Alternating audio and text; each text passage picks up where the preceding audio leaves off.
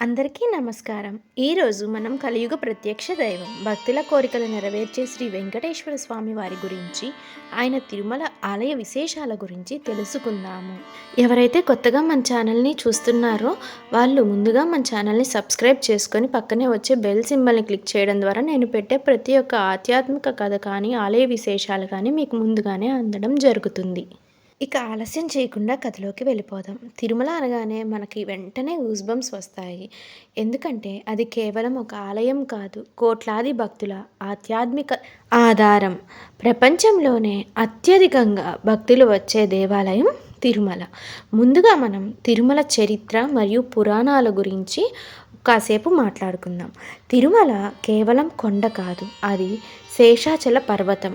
ఇక్కడ ఆదిశేషుడు స్వయంగా కొండల రూపంలో ఉన్నారని పురాణాలు చెబుతున్నాయి. స్కంద పురాణం, వామన పురాణం, వరాహ పురాణం ఇవన్నీ తిరుమల ప్రాముఖ్యతను చెప్పాయి. అసలు శ్రీనివాస కళ్యాణం కథ గురించి క్లుప్తంగా మనం తెలుసుకుందాం. విష్ణుమూర్తి కలియుగంలో భక్తులకు ప్రత్యక్షమయ్యేందుకు భూలోకానికి వచ్చాడు. పద్మావతి అమ్మవారిని వివాహం చేసుకున్నారు. ఆ కథలో శివపార్వతులు, ఇంద్రుడు, దేవతలంతా పాల్గొన్నారు. వివాహానికి కావలసిన ఖర్చు కోసం స్వామివారు కుబేరుడి దగ్గర అప్పు తీసుకున్నారని చెబుతారు.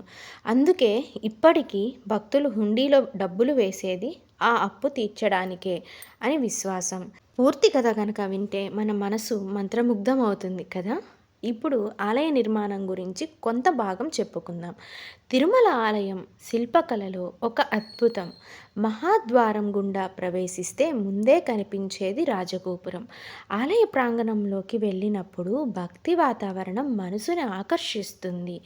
రాయల మండపం, ఆభరణాలతో కూడిన శిల్పాలు అద్భుతంగా ఉంటాయి.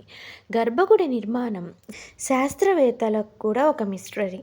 చాలామంది శిల్పకారులు ఎంత ప్రయత్నించినా ఈ నిర్మాణం వేరే ఎక్కడా పునరావృతం కాలేదు.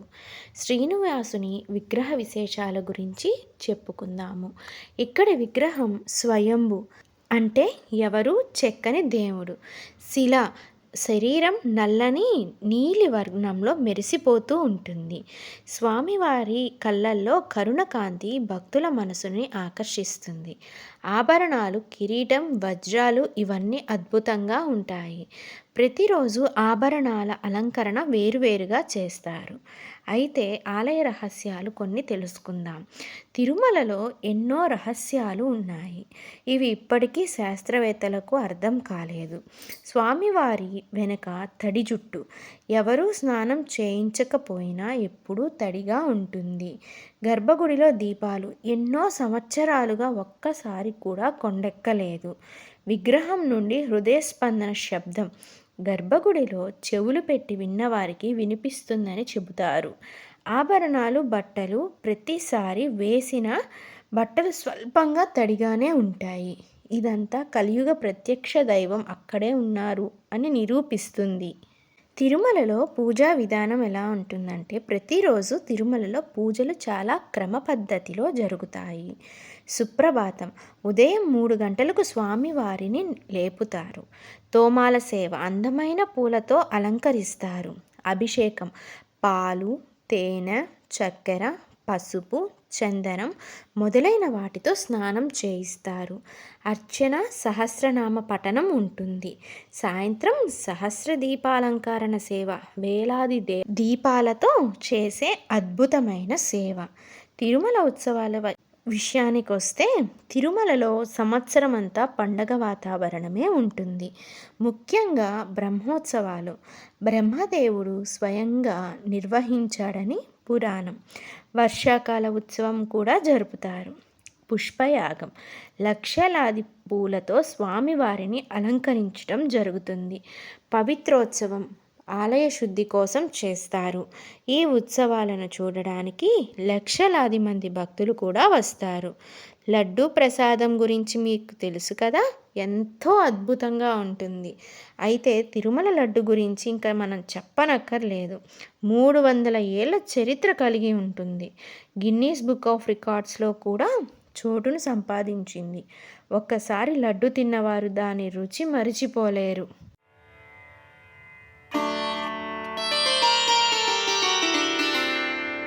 అందుకే తిరుమలకు వెళ్ళిన వారు తప్పనిసరిగా లడ్డూను తీసుకొని వస్తారు. అంతేకాదండి, ఇతర ఆలయాలు కూడా ఉన్నాయి. తిరుమల చుట్టుపక్కల చాలా ముఖ్యమైన ఆలయాలు ఉన్నాయి. అది వరాహస్వామి ఆలయం. తిరుమలలోకి వచ్చే ప్రతి భక్తుడు ముందు ఇక్కడ దర్శనం చేస్తే శ్రీవారి దర్శనం పూర్ణమవుతుందని విశ్వాసం. తిరుచానూరులో పద్మావతి అమ్మవారి ఆలయం కూడా ఒక విశేషంగా చెప్పవచ్చు. కపిలేశ్వర స్వామి ఆలయం అంటే కపిల తీర్థం దగ్గర ఉంటుంది, తిరుపతిలో ఉంటుంది. ఆ ఆలయం కూడా చాలా ప్రసిద్ధమైనది.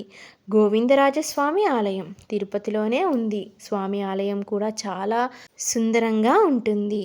అంతేకాదండి, భక్తుల అనుభవాలు కూడా చాలా ఉన్నాయి. అయితే జీవితంలో కష్టాల్లో ఉన్నవారు శ్రీవారిని దర్శించాక సమస్యలన్నీ తొలగిపోయాయని చెబుతారు. పరీక్షలకు, ఉద్యోగానికి, వ్యాపారానికి కోరికలు పెట్టుకున్నవారు ఆశీర్వాదం కూడా పొందారు. అన్నదానం తిరుమలలో ప్రతిరోజు లక్షలాది మంది భక్తులకు ఉచిత భోజనం పెట్టబడుతుంది. ఇది ప్రపంచంలోనే అతిపెద్ద ఉచిత భోజన పథకం. ఇది విన్నప్పుడు మనకే గర్వం కలుగుతుంది. అయితే ఆలయం దాదాపు 24 గంటలు భక్తులకు సేవలు అందిస్తూనే ఉంటుంది. ఆన్లైన్ ద్వారా కూడా దర్శన టికెట్లు బుక్ చేసుకోవచ్చు. అయితే తిరుమల ఎక్కడ ఉంది అనేది మీకు సందేహం రావచ్చు. తెలిసిన వారికి పర్వాలేదు, తెలియని వారి కోసమే చెప్తున్నాను. ఆంధ్రప్రదేశ్ రాష్ట్రంలోని చిత్తూరు జిల్లాలో తిరుమల పర్వతాలపై ఈ ఆలయం ఉంది. ఈ పర్వతాన్ని వెంకటాద్రి అని పిలుస్తారు. ఈ ప్రాంతం 7 కొండలతో కూడి ఉంటుంది. ఈ 7 కొండలు సప్తగిరులు అని ప్రసిద్ధి చెందాయి. వాటి పేర్లు శేషాచలం, నీలాద్రి, గరుడాద్రి, అంజనాద్రి, వృషభాద్రి, నారాయణాద్రి, వెంకటాద్రి. ఈ 7 కొండలను సప్త ఋషులు సూచిస్తారని పురాణాలు చెబుతున్నాయి. తిరుమల అంటేనే తిరు అంటే శ్రీ మహావిష్ణువు, మల అంటే కొండ అంటే శ్రీహరికొండ అని అర్థం. పురాణాల ప్రకారం కలియుగంలో భక్తులను రక్షించడానికి స్వామివారు ఇక్కడ నివసిస్తున్నారు. అందుకే ఈ ఆలయాన్ని కలియుగ వైకుంఠం అని కూడా పిలుస్తారు. స్వామివారి అవతార కథ కూడా తెలుసుకుందాము. తిరుమల పర్వతాల మహిమ అనంతం. కానీ ఈ పర్వతంపై స్వామివారు ఎందుకు అవతరించారు అని తెలుసుకోవడానికి మనం పురాణాల్లోకి వెళ్ళాలి. పద్మపురాణం, వరాహ పురాణం ప్రకారం ఒకసారి భూదేవి దేవతల వద్దకు వెళ్ళి ఇలా అర్థించింది: ప్రభు, కలియుగంలో మనుషులు పాపకార్యాలకు లోనై ధర్మాన్ని మర్చిపోతున్నారు. వారిని రక్షించడానికి మీరు భూమిపై అవతరించాలి. ఆ మాట విన్న మహావిష్ణువు భూదేవి కోరికను అంగీకరించారు. మొదట ఆయన వరాహస్వామిగా భూమిని రక్షించారు. తర్వాత కలియుగంలో భక్తుల రక్షణార్థం వెంకటాద్రి పర్వతంపై అవతరించాలనుకున్నారు. స్వామివారు మొదట నీలాద్రిపై తపస్సు చేశారు. ఆ సమయంలో లక్ష్మీదేవి కూడా భూలోకానికి వచ్చి తపస్సు చేసింది. ఆ సమయంలో మహారాణి పద్మావతి అమ్మవారి తల్లిదండ్రులు, కుటుంబం, పుట్టుక, తర్వాత కళ్యాణం ఈ కథలోకి వస్తాయి. స్వామివారు వెంకటాద్రిపై వాసం ఏర్పరచుకొని భక్తులకు దర్శనమిస్తుండగా ఆయనతో పాటు సప్త ఋషులు, గరుడు, అంజనాదేవి వంటి దివ్య శక్తులన్నీ ఈ ప్రాంతాన్ని పవిత్రంగా మార్చాయి. ఇలా తిరుమల క్షేత్రం పుట్టుకకు మూలం శ్రీ మహావిష్ణువు అవతారం అని చెప్పబడుతుంది. స్వామివారి అవతార కథలో ముఖ్యాంశం ఏంటంటే, ఇది కేవలం ఒక దేవాలయం కాదు, ఒక ఆధ్యాత్మిక తపోభూమి. ఇక్కడ ప్రతి అడుగులోనూ పురాణాలు, దివ్య చరిత్రలు ఉంటాయి. ఈ అవతార కథను చెప్పే ప్రతి ఒక్కరి మనసు శాంతిస్తుంది. అదేవిధంగా భక్తి కూడా పెరుగుతుంది. పద్మావతి అమ్మవారి కథ కూడా క్లుప్తంగా తెలుసుకుందాము. తిరుమల క్షేత్రం చరిత్రలో అత్యంత అందమైన అధ్యాయం పద్మావతి అమ్మవారి జననం మరియు వెంకటేశ్వర స్వామి వారితో కళ్యాణం. ఈ కథ లేకుండా తిరుమల చరిత్ర అసంపూర్ణం. జననం పురాణాల ప్రకారం పుణ్యకోటి రాజు అనే మహారాజుకు అక్రమతల లేని రాజ్యం ఉండేది. అతని భార్య ధర్మదేవి గొప్ప పుణ్యవతి. కానీ వారికి సంతానం లేకపోవడంతో వారు పద్మ పుష్కరిణి వద్ద గొప్ప తపస్సు చేశారు. వారి భక్తిని చూసి స్వయంగా మహాలక్ష్మీదేవి పద్మ పుష్కరిణి నుండి పద్మ రూపంలో అవతరించి చిన్నారి రూపంలో వారికి లభించింది. ఆమెకే పద్మావతి అని పేరు వచ్చింది.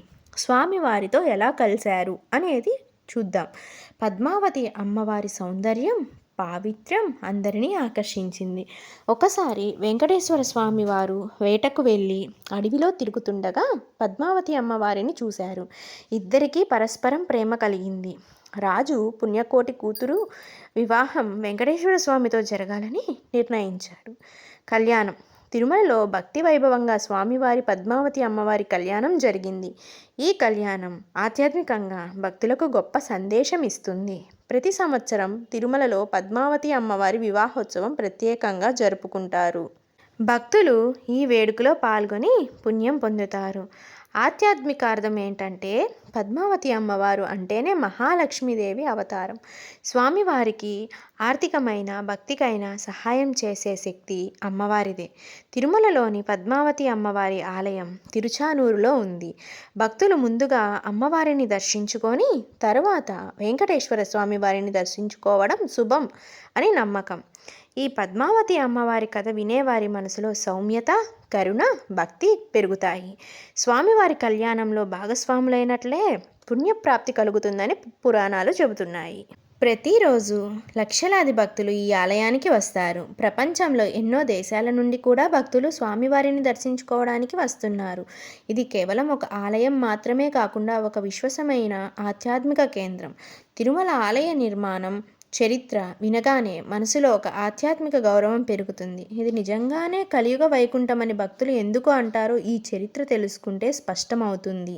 విన్నారుగా, ఇప్పటి వరకు మనం కలియుగ వైకుంఠమైన తిరుమల శ్రీ వెంకటేశ్వర స్వామి వారి ఆధ్యాత్మిక చరిత్రను తెలుసుకున్నాము. సప్తగిరుల పవిత్రత నుండి స్వామివారి అవతార రహస్యాలు, పద్మావతి అమ్మవారి కళ్యాణం, ఆలయ నిర్మాణం, నిత్య సేవలు, ఉత్సవాలు, ప్రసాదం వరకు మనం ఈ యాత్రలో సాగాము.